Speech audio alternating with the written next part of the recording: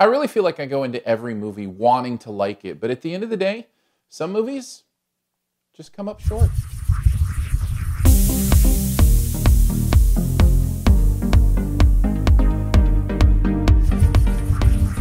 So the decision to... Well, that's the thing. Downsizing takes the pressure right off, especially money pressure. Well, and plus it must feel good to know you're really making a difference. You mean all that crap about saving the planet? Yeah. Downsizing is about saving yourself. But now, Carol and I, we're like kings. I'm still living in the same house I grew up in. I mean, Audrey's dying for us to move, but we're really strapped. Listen, there's a lot of small communities cropping up out there, but don't mess around. Leisureland's where you want to be. Best houses, best appliances, best doctors, got all the great restaurants. The kids love Cheesecake Factory, and Leisureland's got 3 of them. Ooh, sorry, maybe you back up a little? I think there might be too much garlic in the salsa here. Oh, yeah, right. Downsizing is the latest Alexander Payne film, this one starring Matt Damon, in a world where people are literally shrinking themselves for a variety of reasons, whether it be to get out of debt, to save the planet, to escape from reality, whatever the case, it's an actual thing that happens in this world. Now, I have a hit or miss kind of relationship with Alexander Payne. Which will it be? Well, here's 5 things you might want to know about downsizing.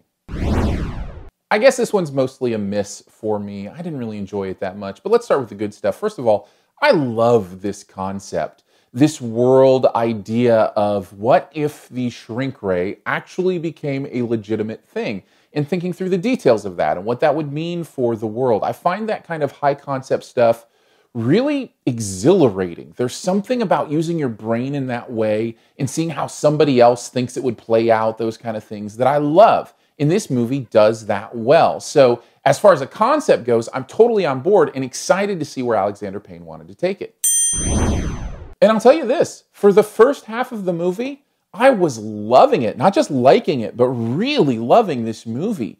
The way it talks about the decision process of making this decision to shrink yourself, what that would actually mean to a family, what that means about all the physical parts of our lives, whether it be fillings or hair, which is dead, cells. That's not living cells, so it wouldn't shrink the same way. All of those kind of observations are really intricate and really interesting, and I'm falling in love with this couple as they're making this decision and what that's going to mean for their life. And then there's a very key moment where everything turns in this movie. But up until that moment, I was completely on board and really having the time of my life.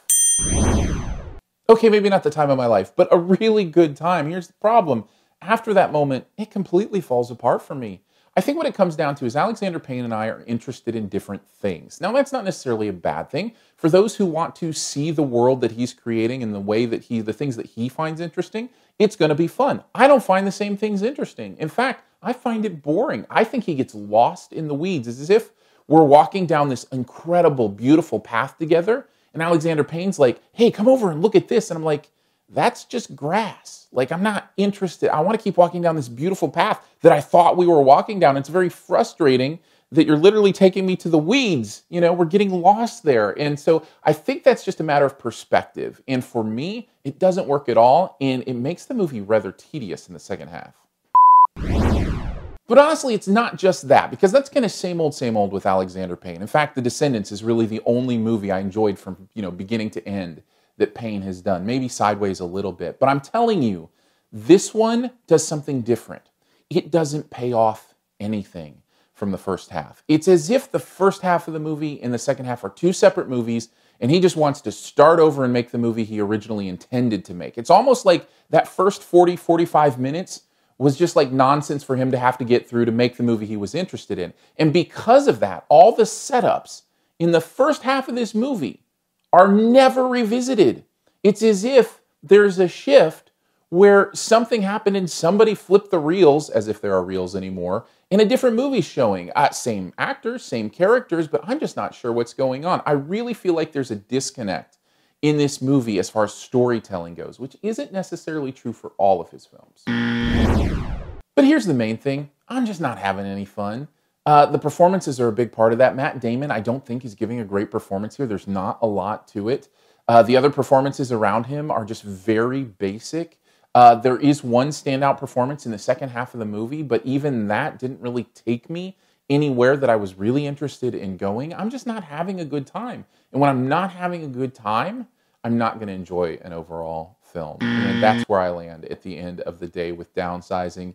Not enough fun, not enough interesting things happening in the second half to pay off that really beautiful first half. For me, I gave it, I think, a generous C+. Thanks for checking out this Your Movie Friend review. We'll get to the best ever challenge here in a bit. Before we do, though, let's connect further. Hit me up on Twitter. My name's Aaron Dicer, Aarondicer. We can connect there. Here on YouTube, just about 20 subscribers away from 2,000. 20 people! If you haven't subscribed to the YouTube channel yet, I would love for you to do that, and thank you for doing that. You can also, hang out in the comments, have fun time there, building the community. And then if you do the podcast thing, check out SiftPop, SiftPop. It's a fun podcast we do every week. And so have a good time talking pop culture, all that kind of fun stuff. And thank you for supporting this YouTube channel at Patreon. Lots of fun perks there at patreon.com/yourmoviefriend. All right, on to the best ever challenge, where you name the best movie ever in a particular category. Also try to identify my choice. Let's go with the best size change movie ever. A movie that features some sort of literal size changing going on. There's more than you would think. For me, I'm going to have to go with the one that started out with the right director and then also had the right director. Just not the same right director, but a good director. At least, I think so. Anyhow, see if you can work your way through that mess. Come up with an answer based on that clue. Put it in the comments. First person to get it right does get a point. Love to see your choice there as well. And as always, I'll give you a few extra seconds here to hit subscribe. Once it comes up, just click my face.